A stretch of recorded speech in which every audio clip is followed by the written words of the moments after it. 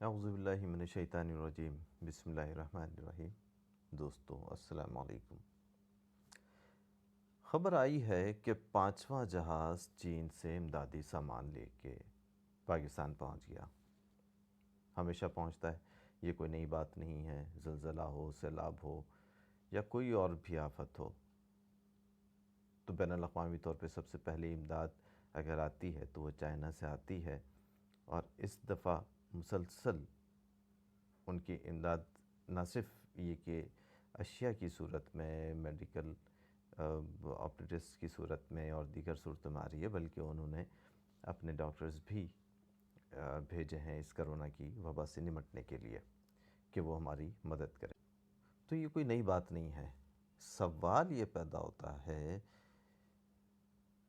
کہ ہمارے سیاستدان عوام کے ووٹ کا حق کب ادا کریں گے؟ بہت زوم سے کہہ رہے ہیں کہ جی چین نے پاکستان سے دوستی کا حق ادا کر دیا۔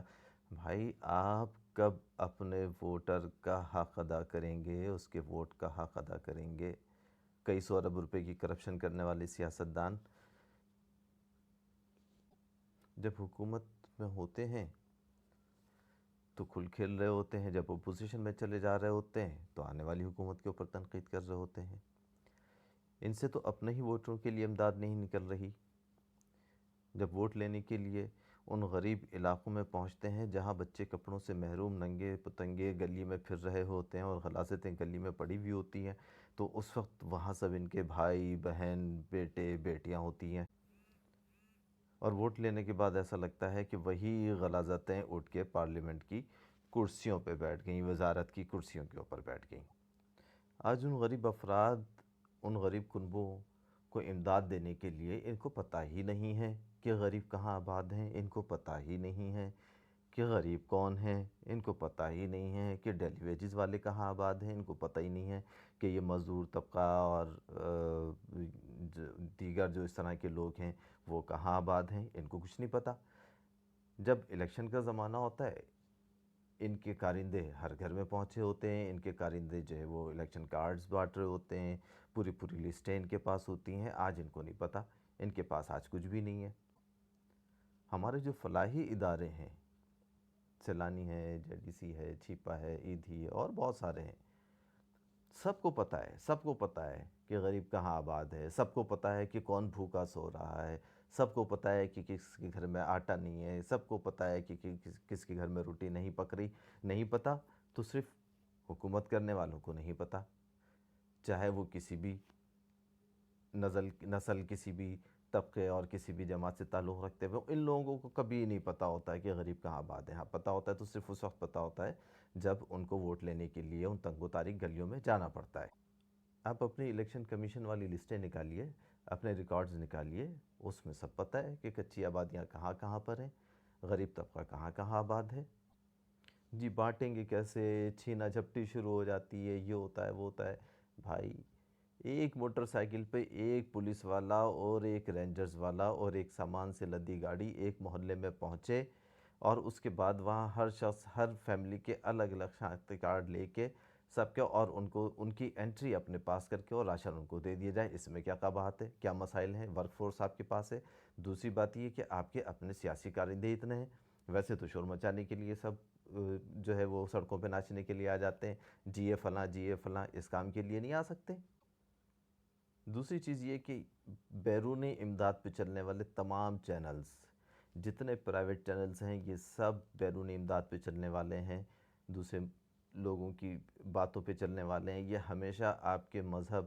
اور آپ کے ملک کے خلاف بولتے رہے ہیں۔ ابھی کئی دن ہو گئے، حکومت نے،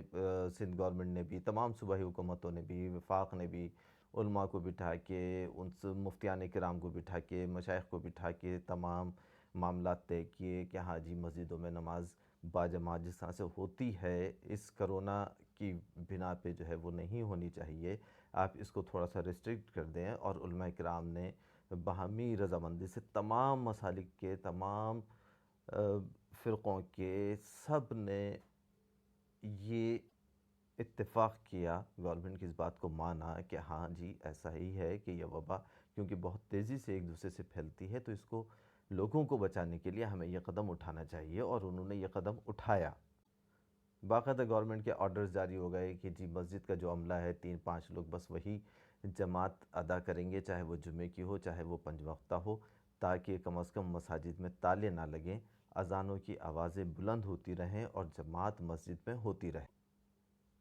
لیکن پچھلے ایک ہفتے سے تمام چینلز رو پیٹ کے کسی بھی عالم کو جو ہے وہ لائن پہ لے کے اور پھر یہ راگ الاپتے ہیں کہ جی مسجدوں میں تو جماعتیں ہو رہی ہیں، جی وہاں سے تو جو ہے یہ کرونا پھیل رہا ہے، وہاں سے تو یہ ہو رہا ہے، وہاں سے تو یہ ہو رہا ہے۔ جی وہاں پہ ڈسٹنس آپ بتا سکتے ہیں کہ وہاں پہ ڈسٹنس رکھا جا رہا ہے جو سوشل ڈسٹنس کہا جا رہا ہے، اور وہاں پہ جو ہے وہ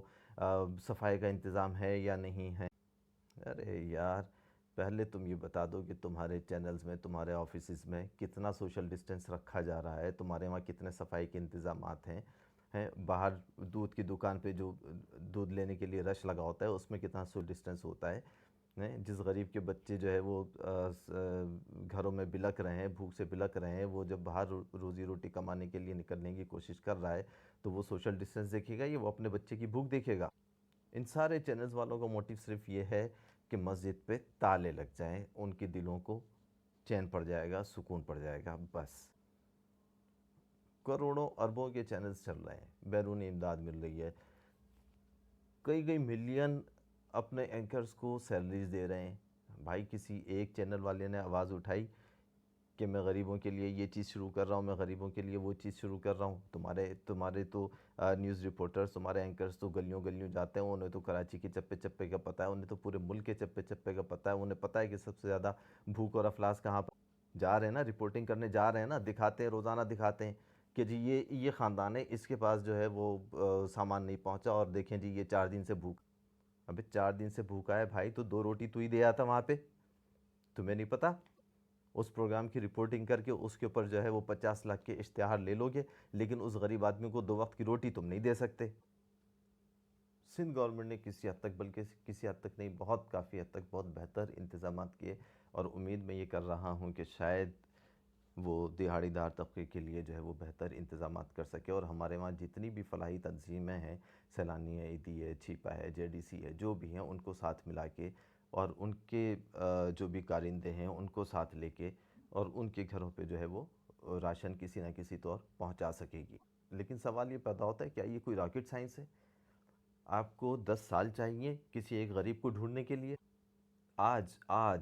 ابھی اگر آپ کر دیں کہ جی 1 ہفتے بعد الیکشن ہیں، یہ جتنی سیاسی جماعتیں ہیں، چھوٹی بڑی، کیسی بھی گندی سندی جیسی بھی ہیں، ان کا ایک ایک فرد غریب کے دروازے پہ پہنچا ہوا ہوگا، اس کے ہاتھ میں راشن لابی ہوگا، اور وہ صرف 2-4 دن کا راشن نہیں ہوگا، اس میں پورے مہینے بھر کا راشن ہوگا، اور وہ دروازہ کھٹکھٹا کے بولے گا کہ جی یہ راشن ہم آپ کے لیے لائے ہیں، اور جی یہ الیکشن ہے، اور اس کے ساتھ یہ الیکشن کارڈ بھی ہیں، اور آپ جو ہے جی ووٹ ہمیں دیجیے گا، دیکھیے جی سب سے پہلے راشن ہم نے آپ کے گھر پہ پہنچایا ہے۔ اللہ جانے کب ان کو ہدایت ملے گی، کب ان کی عقلوں میں یہ آئے گا کہ انہیں بھی مرنا ہے اور جانا ہے 6 فٹ مٹی کے نیچے۔ جو یہاں مر رہے تھے وہ باہر جا کے بالکل صحیح ہو گئے، اور شاید اب وہ قیامت تک نہیں مریں گے، کیونکہ وہ یہاں رہتے تو مر جاتے، باہر گئے ہیں، لندن میں ہیں، تو اب قیامت تک وہ نہیں مریں گے، اور ان کی نسلیں جو ہے وہ حرام کا پیسہ یہاں سے بٹور بٹور کے وہاں پہنچاتی رہیں گی، بس۔ اب میں سوائے اس کے کیا کہوں کہ ایک طبقہ وہ ہے جو راگ الاپتا ہے میرا جسم میری مرضی، جو بھی حکومت میں ہوتا ہے وہ کہتا ہے کہ جی میری کرسی میری مرضی، اور جو عوام کے لیے چینل چل رہے ہیں وہ کہتے ہیں جی میرا چینل میری مرضی۔ بس چند دن میرے بھائیوں، صرف چند دن، بس اس کے بعد میرا رب کہے گا میری مرضی، تم لوگوں کی مرضی میں نے چلنے دی،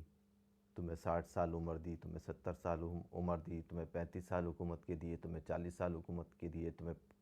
5 سال حکومت کے دیے، تم نے یہ بزنس کیا، تم نے وہ بزنس کیا، بس اسٹاپ، فل اسٹاپ، بس اب